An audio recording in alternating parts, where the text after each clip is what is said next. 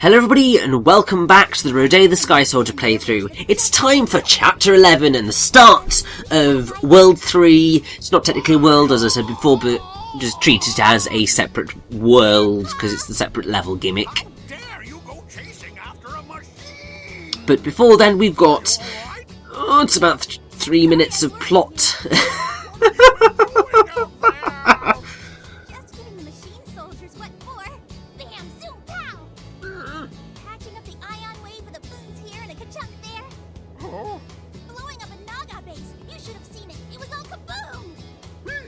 Nice use of onomatopoeia there, Ion. Hey, your grandpa doesn't look too good. Whoa, he's turned dark blue. I need to have a serious talk with you. Ugh, another lecture? Sorry, can you wait just 1 second? I'm telling you, no good can come from your obsession with machines. I won't let you chase after those things, not on my watch. Ion, seriously, I can hear everything. What's wrong, Ion? Ion! Ion! Hey, old man, what happened? This machine took Ion! What? Explain yourself, robot. Did you? So yeah, Ion's been kidnapped and she was doing so well of not being typical female video game character. Oh well. He helped me get herbs to make medicine for my sister. Herbs. You have Tonio. another, Mr. Herbs. You are There is a such good H. person. Oh, I suppose American dub. Convinced. And I made the same mistake myself. Putting on an act. He must be. We'll let it After all, slide. it's his kind that attacked Garuda. But if he wanted to take Ion, he could have done it sooner. Then explain how the other machines found this village. You broke the secret to them. Now I'm gonna break you to pieces. If he broke the secret, how could he give it to them in the first place? Isn't finding Ion more important than finding the culprit? I saw the machine take off toward Mount Eben. Then that's where I need to go. I'll show you the way. Oh, how unexpectedly brave of you. You're going to make me worry. Rodea helped me get the medicine for my sister. So now, I want to help him out. Aww. I'm going as well. Oh, man. Call it an old man's indiscretion, but she is my granddaughter. I'm coming too. What? I can't just let my dear brother go. Plus, I owe at least that much to Mr. Rodea. Sonia. Thanks, but 3 people seems like a bit much. Either way, we'll just let everyone come with us, it's fine. Time for Chapter 11, Volcano Under the Blazing Skies, which is a ridiculously long chapter title, but oh well. Got it. It's a very, very short chapter. So all we need to do is get to Mount Eben. That's basically just it. 1, I'm 3. 4, 5. More people? We can't be the only ones who stay. To be honest, the thing with sort of this section is it's just rather funny because you have all these... Well, you have... Obviously you have Ion's grandfather, who we know. We have Tonio, who we met and we helped, and that's fine. I can accept that. Then we have Sonia, who's Tonio's sister, who we got the herbs for, which is fine. And then we've got 2 random people who I don't think are ever named. At which point my brain just goes, and why are you here? Because they don't really receive any sort of, how shall I put it, character development, so it's like, well, what's the point? But, oh well, they can be if they like, I'm not gonna stop them or anything. Now, oh okay, this isn't one of those really, really horrendous rooms. I was thinking it was going to be, and I was just like, oh, thank God, because there's a particular force field room, which we may have actually already been in, or it may be one that's going to be coming a little bit later on. But either way, I really hate the rooms with the bonus rooms with the force fields in them, as I'm sure you're already aware, because they have led to so many deaths. It's just unreal.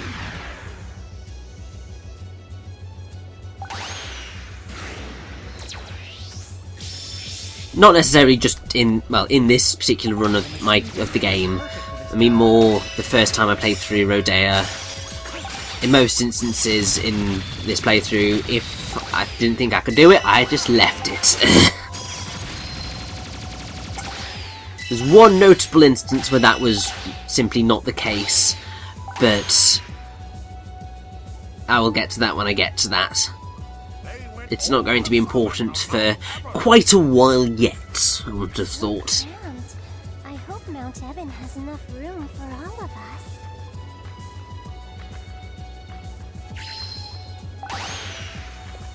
Now, I will say also, with all of these new characters, we reach the point where the voice acting is very hit or miss. Because with Rodea and Ion, it's pretty decent, I would have said. But with, Sonia, Sonia's just... I mean, I think there's a reason they went with the slightly dim voice that they went with for her, but it just... It's not the most pleasant thing to listen to. It just grates. And that's not really great when you're listening to quite a lot of dialogue from her.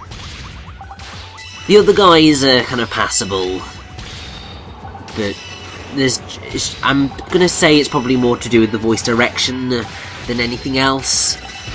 But yeah, Sonia's weird. And that is why the wind is dangerous, especially if you are damaged, because you'll just get blown further and further away, and there is naffle you can do about it. I mean, if you haven't got at least kind of normal Rodea, you can't even do the boost attack. So if you can't do the boost attack, well then, you are entirely screwed. Because it's not even that you can react to things, like you can just go, please, for the love of God, Rodea, move! But he's not exactly going to be able to move against the wind, which is frustrating.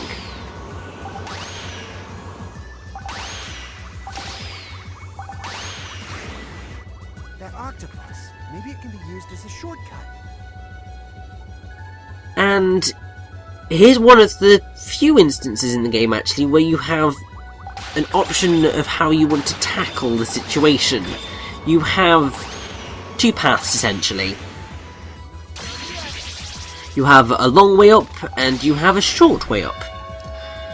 We are going to, I believe, be taking the long way up, seeing as we don't have a gun, you know?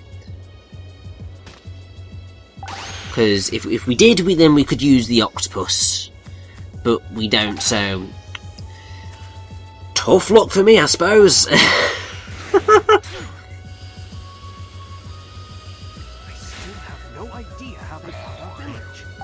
But yeah, if you want to know what the general gimmick for this particular world is, it's lava, if you hadn't guessed by the fact of the chapter title being called Volcano Beneath the Blazing Skies. It kind of is just like, yep, that's lava, that's fire, it's volcanoes, and all that jazz. This particular level is surprisingly unfiery, but I think it was more they felt that they had to kind of just gently lead us into that, rather than desperately kind of sending us into the flames.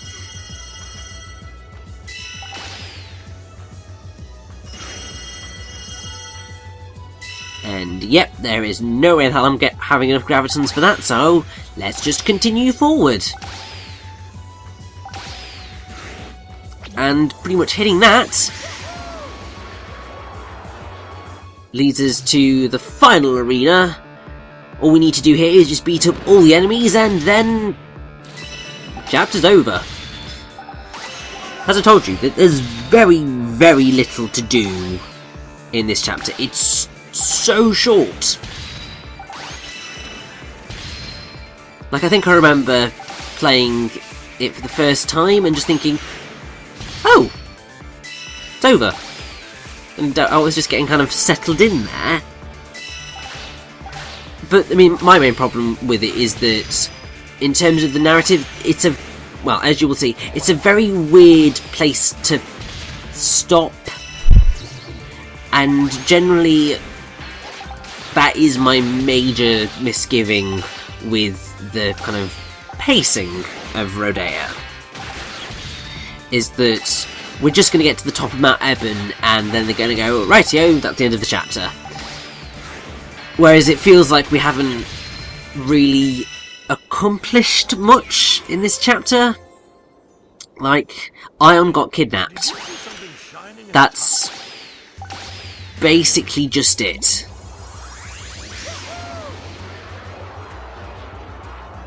And we don't even get to climb Mount Eben, we just have it done automatically forward, which is a little bit sad.